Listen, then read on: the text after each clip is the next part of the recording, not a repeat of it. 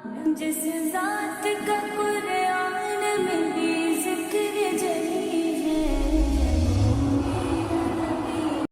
শিক্ষণীয় ইসলামিক গল্প।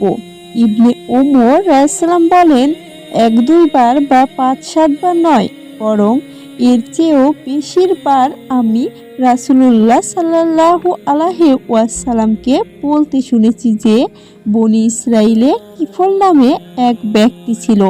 সে কোনো গুনাহের কাজকে ছাড়ত না।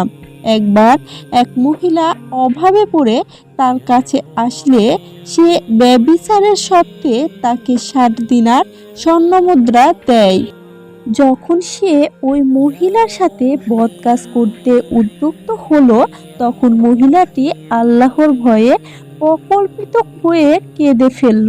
লোকটি বলল, কাঁদছ কেন? আমি কি তোমাকে জবরদস্তি করেছি? মহিলাটি বলল, না, আমি এ গুনাহের কাজ কখনো করিনি। আজ কেবল অভাবের তাড়নায় পড়ে এতে বাধ্য হচ্ছি। লোকটি বলল, অভাবের তাড়নায় পড়েই তুমি এসেছো, অথচ কখনো তা করনি? যাও, তোমাকে ছেড়ে দিলাম, দিনারগুলোও তোমারই।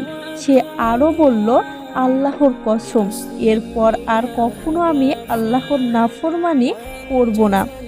পরে এ রাতেই কিফল মারা যায়। সকালে তার ঘরের দরজায় লেখা ছিল, আল্লাহ তাআলা কিফলকে মাফ করে দিয়েছেন। জামে তিরমিজি হাদিস নং 2498, মুসনাদে আহমদ হাদিস নং 4747। বন্ধুরা, ভিডিওটি কেমন লাগলো অবশ্যই কমেন্ট করে জানাবে। আমি চেষ্টা করব তোমাদের নতুন নতুন ইসলামিক গল্প উপহার দেওয়ার। তো অবশ্যই চ্যানেলটি সাবস্ক্রাইব করে সকলে পাশে থাকবে। আল্লাহ হাফিজ বন্ধুরা। শিক্ষণীয় ইসলামিক গল্প।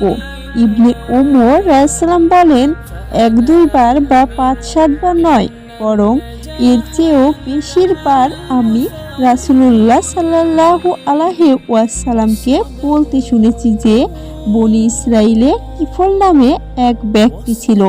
সে কোনো গুনাহের কাজকে ছাড়ত না। একবার এক মহিলা অভাবে পড়ে তার কাছে আসলে সে ব্যভিচারের সত্ত্বে তাকে 60 দিনার স্বর্ণমুদ্রা দেয়। যখন সে ওই মহিলার সাথে বদকাজ করতে উদ্যুক্ত হলো, তখন মহিলাটি আল্লাহর ভয়ে প্রকল্পিত হয়ে কেঁদে ফেলল। লোকটি বলল, কাঁদছ কেন? আমি কি তোমাকে জবরদস্তি করেছি? মহিলাটি বলল, না, আমি